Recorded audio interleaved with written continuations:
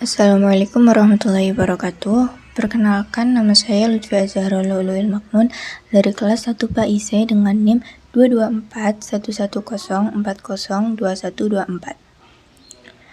Di sini saya akan mempresentasikan tentang konsep pendidikan moderasi Islam, prinsip pendidikan moderasi Islam, landasan normatif dan landasan historis pendidikan moderasi Islam. Baik, untuk yang pertama yaitu konsep dasar pendidikan moderasi Islam.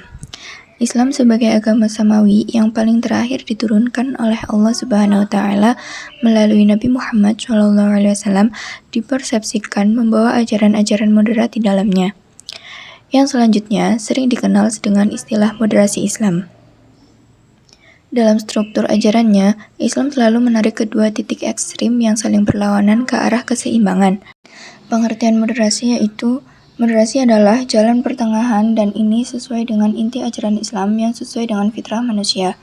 Maka dari itu, umat Islam disebut umatan wasatan, umat yang serasi dan seimbang, karena mampu memadukan dua kutub agama terdahulu, yaitu Yahudi dan terlalu membumi dan Nasrani yang terlalu melangit. Moderasi juga berasal dari bahasa Latin moderatio, kung berarti kesedangan atau tidak kelebihan dan tidak kekurangan. Kata itu juga berarti penguasaan diri, dari sikap yang sangat kelebihan dan kekurangan. Menurut Kamus Besar Bahasa Indonesia, menyediakan dua pengertian kata moderasi, yakni pengurangan kekerasan dan penghindaran keekstriman. Jika dikatakan orang itu bersikap moderat, kalimat itu berarti bahwa orang itu bersikap wajar dan biasa-biasa saja, dan tidak ekstrim. Dalam bahasa Inggris, kata moderation sering digunakan dalam pengertian average atau rata-rata, core atau inti, standar atau baku, atau non-aligned atau tidak berpihak. Secara umum, moderat berarti mengedepankan keseimbangan dalam hal keyakinan, moral, dan watak. Baik ketika memperlakukan orang lain sebagai individu maupun ketika berhadapan dengan institusi negara. Selanjutnya yaitu pendidikan Islam.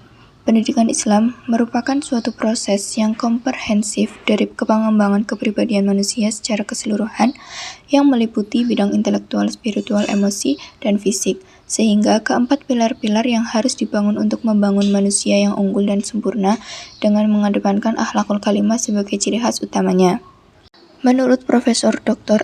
Omar Muhammad At-Taumi Asy-Syaibani mendefinisikan pendidikan Islam adalah proses mengubah tingkah laku individu pada kehidupan pribadi, masyarakat, dan alam sekitarnya dengan cara pengajaran sebagai suatu aktivitas asasi dan sebagai profesi di antara profesi-profesi asasi dalam masyarakat.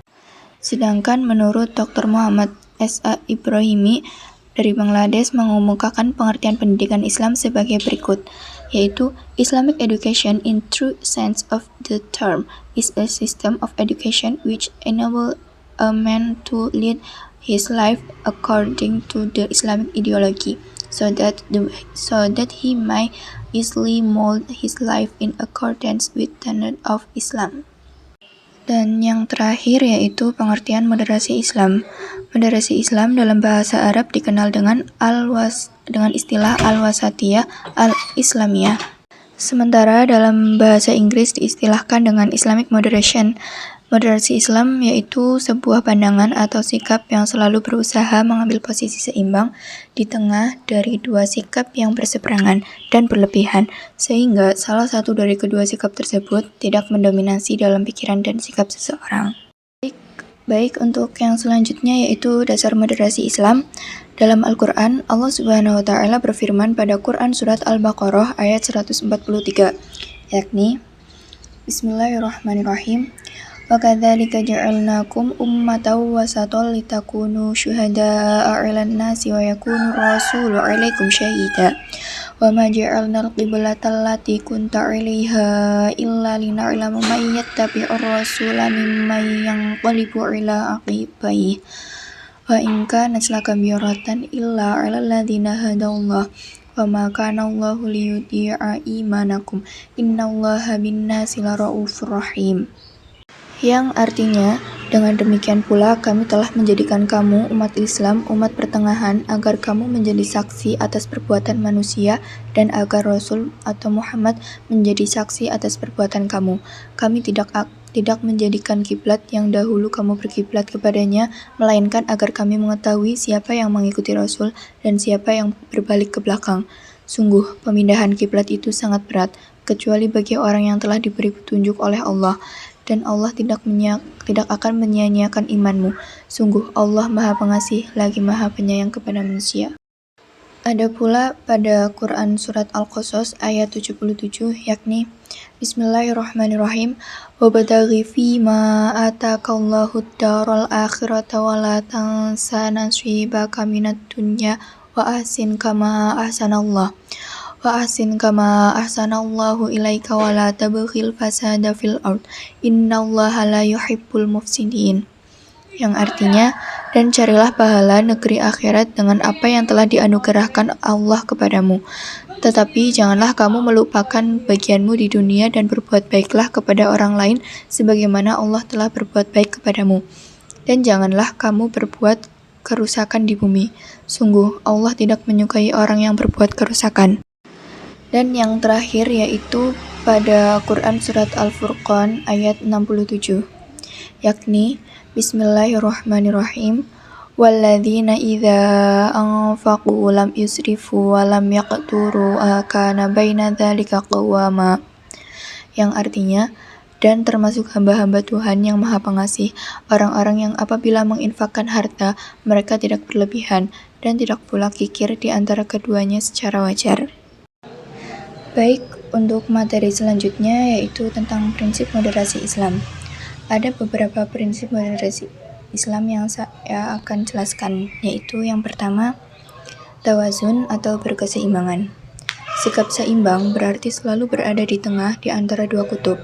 Yusuf Al-Qudawi menjelaskan, wasatiyah yang dapat disebut juga dengan at-tawazun, yaitu upaya menjaga keseimbangan antara dua sisi atau ujung atau pinggir yang berlawanan atau bertolak belakang, agar jangan sampai yang satu mendominasi dan menegaskan yang lain, seperti spiritualisme dan materialisme, individualisme dan sosialisme, dan paham yang realistis dan yang idealis, dan lain-lain sebagainya.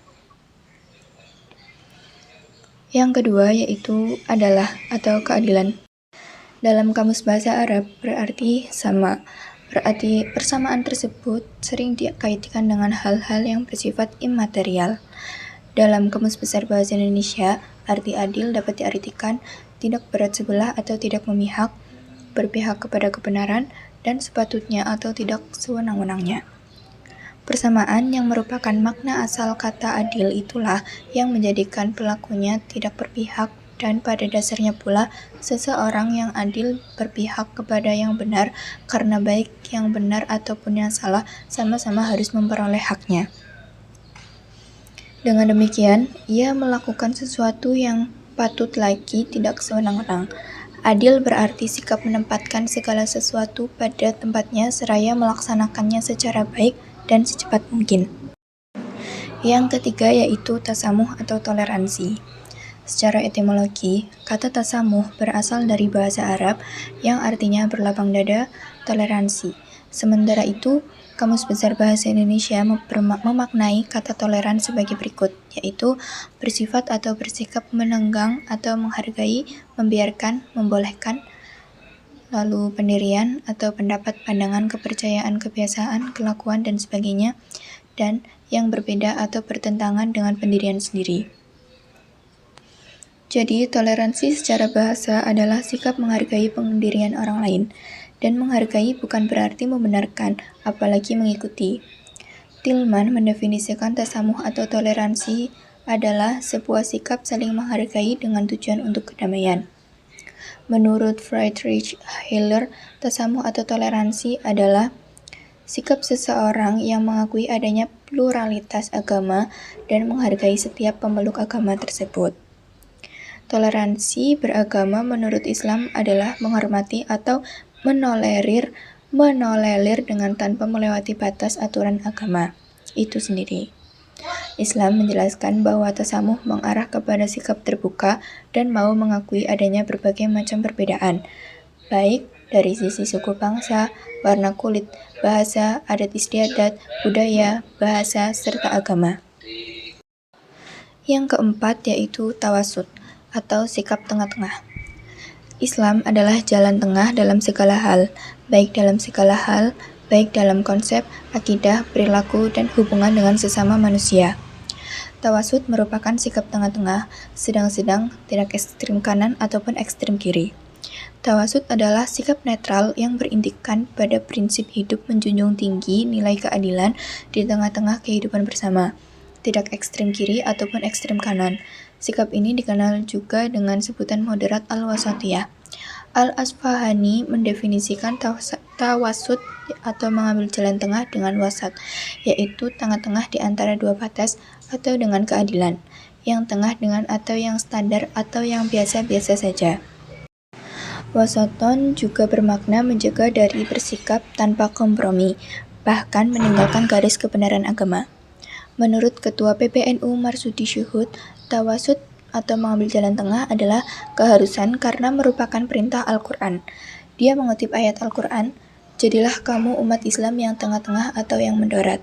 Menurutnya, moderasi itu tidak terlalu ke kanan atau ekstrim dan tidak terlalu ke kiri atau liberal. Tawasud atau moderat termasuk ke dalam sikap yang diperintahkan oleh Allah dan dianjurkan Rasulullah. Yang nomor 5 yaitu syura atau musyawarah. Kata syura berasal dari kata kerja syawara yusyawiru, yang berarti menjelaskan, menyatakan, atau mengajukan dan mengambil sesuatu. Bentuk-bentuk lain yang berasal dari kata syawara adalah tasyawara, yang artinya berunding, saling bertukar pendapat, syawir yang artinya meminta pendapat atau musyawarah. Ibnu Arabi mengatakan bahwa musyawarah itu melembutkan hati orang banyak, mengasah otak dan menjadi jalan menuju kebenaran, dan tidak ada satupun yang bermusyawarah yang tidak mendapatkan petunjuk. Menurut Abdul An-Ansari mengatakan bahwa syura atau musyawarah berarti saling bertukar pendapat mengenai suatu masalah atau meminta pendapat dari berbagai pihak untuk kemudian dipertimbangkan dan diambil yang terbaik demi kemaslahatan bersama. Jadi, syura atau musyawarah adalah saling menjelaskan dan merundingkan atau saling meminta dan menukar pendapat mengenai suatu perkara. Mayoritas ulama dan pakar undang-undang konstitusional meletakkan musyawarah sebagai kewajiban keislaman dan prinsip konstitusional. Oleh karena itu, musyawarah sangat lazim digunakan dan tidak ada alasan bagi seorang pun untuk meninggalkannya. Musyawarah secara fungsional adalah untuk membicarakan kemaslahatan masyarakat dan masalah-masalah masa depan pemerintahan. Dengan musyawarah, rakyat menjadi terdidik dalam mengeluarkan pendapat dan mempraktekkannya, bukan mempraktekkan pendapat seorang kepala negara, sekalipun pendapatnya benar. Yang selanjutnya yaitu nomor 6, musawah atau egaliter, yaitu musyawarah berarti persamaan derajat. Islam tidak pernah membeda-bedakan manusia dari segi personalnya. Semua manusia memiliki derajat yang sama di antara manusia lainnya, tidak pandang jenis kelamin, ras, suku, tradisi, budaya, pangkat, karena semuanya telah ditentukan oleh Sang Pencipta manusia. Manusia tidak dapat hak untuk merubah ketetapan yang telah ditetapkan. Firman Allah Subhanahu wa taala dalam surat Al-Hujurat ayat 13 sebagai berikut. Ya ayyuhan nasu inna khalaqnakum min dzakari wal untha wa ja'alnakum syu'uban wa qabaila lita'arafu inna akramakum indallahi atqakum innallaha alimun khabir, yang artinya, hai manusia, sesungguhnya kami menciptakan kamu dari seorang laki-laki dan seorang perempuan dan menjadikan kamu berbangsa-bangsa dan bersuku-suku supaya kamu saling kenal mengenal. Sesungguhnya orang yang paling mulia di antara kamu di sisi Allah ialah orang yang paling takwa di antara kamu. Sesungguhnya Allah Maha Mengetahui lagi Maha Mengenal. Dari ayat tersebut, jelaslah bahwa semua manusia memiliki personal yang sama di antara manusia. Hanya di sisi Tuhanlah manusia berbeda dilihat dari amal dan perbuatan yang dilakukannya. Jika kita meninjau sejarah Nusantara, bahwa para wali songo sebagai penyebar agama Islam juga sangat intens mengajarkan persamaan derajat, tidak ada yang lebih tinggi mulia derajat seorang di antara sesama manusia. Tidak ada kaula dan tidak ada gustir dirubah menjadi rakyat, yang berasal dari kata royat, yang berarti pemimpin, yang memiliki tugas dan tanggung jawab yang sama, bekerja sama, saling bahu-membahu, sehingga disebut masyarakat, dan istilah ini digunakan sampai saat ini. Dan yang terakhir yaitu nomor 7, islah atau reformasi. Islah berakar dari kosakata bahasa Arab yang berarti memperbaiki atau mendamaikan. Dalam konsep moderasi, islah memberikan kondisi yang lebih baik untuk merespon perubahan dan kemajuan zaman atas dasar kepentingan umum, dengan berpegang pada prinsip memelihara nilai-nilai tradisi lama yang baik dan menerapkan nilai-nilai tradisi baru yang lebih baik, demi kemaslahatan bersama. Pemahaman ini akan menciptakan masyarakat yang senantiasa menyebarkan pesan perdamaian dan kemajuan, menerima pembaharuan dan persatuan dalam hidup berbangsa.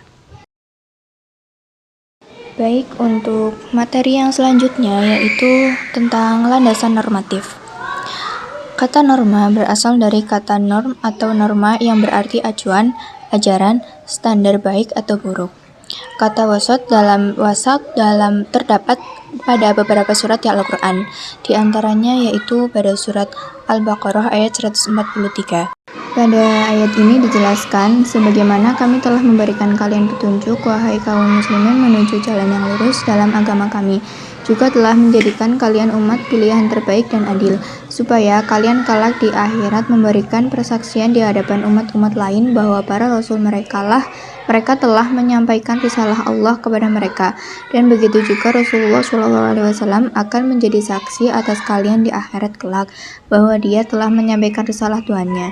Dan kami tidaklah menjadikan wahai Rasul kiblat Baitul Maqdis yang dahulu engkau menghadapnya, lalu kami memalingkan engkau darinya menuju Ka'bah di Mekah, kecuali demi menampakkan apa yang telah kami ketahui sejak permulaan zaman azali. Yang kedua yaitu pada surat Al-Baqarah ayat 238. Pada ayat ini dijelaskan yaitu, jagalah oleh kalian wahai kaum muslimin sholat 5 waktu yang diwajibkan dengan cara rutin dalam menjalankannya pada waktu-waktunya dengan memenuhi syarat-syarat, rukun-rukun dan kewajiban-kewajibannya, dan jagalah sholat yang berada di tengah-tengah antara sholat-sholat itu, yaitu sholat asar, dan dirikanlah sholat kalian dengan menaati Allah, khusyuk lagi tunduk menghinakan diri. Selanjutnya yaitu terdapat pada surat Al-Maidah ayat 89. Pada ayat ini dijelaskan bahwa Allah tidak menyiksa kalian wahai kaum muslimin atas sesuatu yang kalian tidak bermaksud menyatakannya sebagai sumpah dari sumpah-sumpah, seperti ucapan sebagian kalian, tidak demi Allah dan benar demi Allah, akan tetapi Allah akan menghukum kalian dalam perkara sumpah yang memang sengaja kalian kukuhkan dengan hati kalian. Yang selanjutnya yaitu terdapat pada surat Al-Qalam ayat 28. Pada ayat ini dijelaskan bahwa berkatalah salah seorang yang berpaling bijak di antara mereka, bukankah aku telah mengatakan kepadamu bahwa rencana kamu itu sungguh buruk? Semestinya kamu merencanakan hal yang baik lagi terpuji, tapi mengapa kamu malah tidak bertasbih kepada Tuhanmu dengan mengucapkan insya Allah? Rupanya ketika itu para pemilik kebun tersebut sadar. Yang terakhir yaitu terdapat pada surat Al-Adiyat ayat 4-5 yang bermakna, kuda-kuda itu menghambur-hamburkan debu ke wajah musuh di tengah-tengah larinya. Mereka berada di tengah-tengah musuh atau di waktu pagi di tengah-tengah musuh.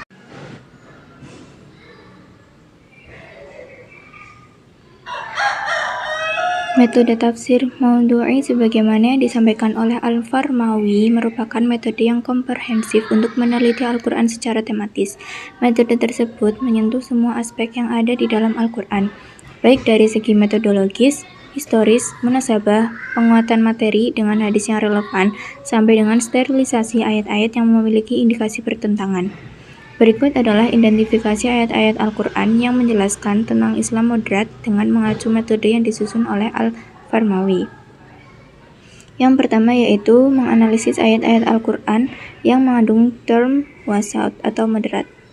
Topik yang dibahas dalam penelitian ini ialah Islam moderat perspektif Al-Quran. Istilah yang digunakan untuk menjelaskan kata moderat ialah kata wasat yang artinya tengah-tengah. Rohib Asfihani menjelaskan bahwa kata wasat memiliki arti berada di tengah-tengah di antara dua ujung pada posisi yang sama. Terkadang istilah wasat juga digunakan untuk menjelaskan sifat yang berada di tengah-tengah dua sifat yang buruk. Misalnya sifat dermawan berada di tengah-tengah sifat kikir dan boros. Rashid Ridho dalam tafsir Al-Mannar menjelaskan bahwa kata wasaton memiliki arti adil dan takhir, yaitu tidak berlaku ifrat dan tafrid. Islam merupakan agama yang moderat.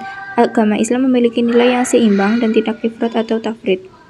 Keseimbangan Islam itulah yang menjadi umat Islam dijadikan saksi terhadap umat yang lain. Karena pada dasarnya orang yang berada di tengah-tengah akan mengetahui orang lain dari penjuru yang berbeda. Sedangkan orang yang berada di satu sisi tidak akan bisa mengetahui sisi lainnya. Metode yang kedua yaitu mengumpulkan ayat-ayat yang berhubungan dengan masalah yang sudah ditentukan. Al-Quran telah menjelaskan ayat yang sejalan dengan konsep moderat yang dirumuskan oleh para ulama. Istilah yang dapat dijadikan sandaran terhadap kata moderat adalah kata wasaton, yang mana di dalam Al-Quran telah disebutkan kata wasat dan derivasinya sebanyak 5 kali dalam bentuk yang bervariatif, yaitu pada ayat-ayat berikut. Yang pertama ada surat Al-Adiyat ayat 100, Al-Baqarah ayat 143, Al-Maidah ayat 89, Al-Qalam ayat 28, dan Al-Baqarah ayat 238. Tafsir tematik yang ketiga yaitu menyusun runtutan ayat sesuai dengan kronologi turunnya kepada Nabi Muhammad serta menjelaskan dengan asbabun nuzul. Yang pertama pada surat Al-Adiyat ayat 5, tidak ditemukan Al-Adiyat ayat 100. Tidak ditemukan asbabun nuzul yang spesifik menjelaskan tentang ayat tersebut, akan tetapi turun bersamaan dengan ayat 1-5. Dalam satu riwayat diceritakan bahwa ayat ini turun berkenaan dengan pasukan berkuda yang diutus oleh Rasulullah SAW, akan tetapi tidak ada kabar yang sampai kepadanya setelah 1 bulan mereka pergi. Kemudian turunlah surat Al-Adiyat ayat 1-5 sebagai petunjuk bahwa pasukan itu sedang berperang melawan musuh dan kepahlawanan mereka terlukis dalam ayat itu. Yang kedua yaitu surat Al-Baqarah ayat 143. Ayat ini turun diperuntukkan pembesar orang-orang Yahudi berkenaan dengan peristiwa perpindahan kiblat dari Baitul Maqdis ke Masjidil Haram. Mereka berkata kepada Mu'adz bin Jabal bahwa Nabi Muhammad SAW memindah kiblat dari Baitul Maqdis ke Masjidil Haram atas dasar kedengkian. Padahal Baitul Maqdis merupakan kiblatnya para nabi. Muhammad juga mengetahui bahwa kami orang Yahudi adalah orang-orang yang adil di antara manusia. Kemudian Mu'adz bin Jabal menjawab bahwa kami orang Muslim adalah orang yang benar dan adil. Kemudian turunlah ayat ini. Yang ketiga yaitu surat Al-Baqarah ayat 23. Ayat ini diturunkan ketika Rasulullah SAW melaksanakan sholat duhur di waktu siang yang sangat panas. Dan para sahabat pun merasa sangat berat, sehingga diriwayatkan bahwa kebanyakan para sahabat tidur siang dan Rasulullah hanya berjamaah dengan 2 shaf saja. Yang keempat yaitu mengkaji munasabah atau keterkaitan ayat-ayat tersebut dalam setiap suratnya. Kata munasabah secara etimologi berakar dari kata nasaba yunasibu munasabatan, yang artinya dekat atau qorib. Al-munasabatu artinya sama dengan al-qorobatu, mempunyai arti mendekatkan, dan juga al-musyakalah atau menyesuaikan. Sedangkan kata an-nasibu menurut Az-Zarkashi memiliki makna yang sama dengan al-qoribu al-mutaswil, dekat dan bersambungan. Sebagai contoh, 2 orang bersaudara dan anak paman. Kedua-duanya saling berdekatan dalam artian ada ikatan atau hubungan. Karenanya, al-nasibu berarti juga al-robi yang berarti ikatan pertalian dan hubungan.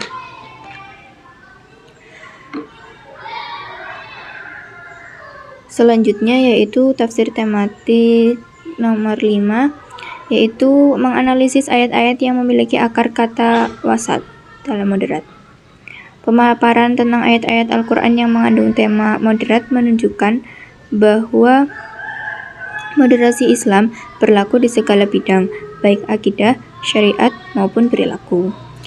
Yang pertama, moderat dalam berakidah.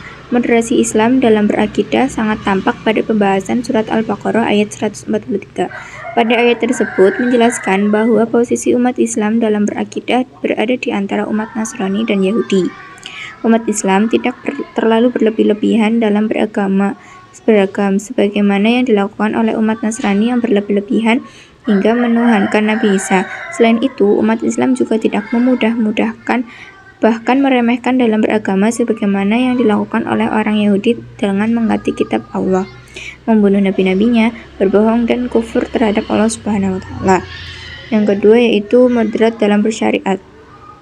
Nilai moderat dalam Islam sendiri diterapkan dalam tataran akidah, juga tampak dalam tataran syariat. Hal ini tampak dalam pembahasan makanan yang digunakan untuk membayar kafarat sebagaimana dijelaskan dalam surat Al-Maidah. Ketetapan bahwa pembayaran kafarat tersebut tidak harus dengan makanan yang berkualitas istimewa merupakan wujud moderasi Islam yang memudahkan umatnya dalam segala hal, bahkan dalam pembayaran kafarat. Baik, untuk materi yang terakhir yaitu tentang landasan historis. Menurut etimologi, kata historis berarti sejarah atau peristiwa pada masa lalu tanpa mengaitkan apa dan mengapa. Sedangkan menurut terminologi, historis yaitu kejadian dan peristiwa yang benar-benar terjadi pada masa lalu dengan menyebutkan apa, siapa, kapan, di mana, dan peran masing-masing pelaku. Tafsir tematik pada landasan historis yaitu pertama, mengumpulkan peristiwa yang bertema penyelesaian problem. Yang kedua, mengaitkan peristiwa perspektif prinsip moderasi Islam. Yang ketiga, mengklasifikasikan peristiwa yang masuk moderasi. Dan yang terakhir yaitu menganalisis kandungan peristiwa dengan prinsip moderasi yang dikandung. Baik, di sini yaitu yang pertama ada peristiwa hijrah Nabi Muhammad SAW ke Madinah, di mana sahabat Umar menyampaikan langsung ke Rasulullah tidak ikut hijrah. Yang kedua, yaitu proses musyawarah dalam perang Khandaq. Yang ketiga, yaitu kebijakan Khalifah Umar bin Khattab. Yang keempat, yaitu model dakwah Islam Wali Songo di Indonesia. Baiklah, cukup sekian presentasi dari saya. Apabila banyak kekurangan dan mungkin kata yang kurang berkenan, mohon dimaafkan. Wabillahi taufiq wal hidayah, waridul inayah. Wassalamualaikum warahmatullahi wabarakatuh.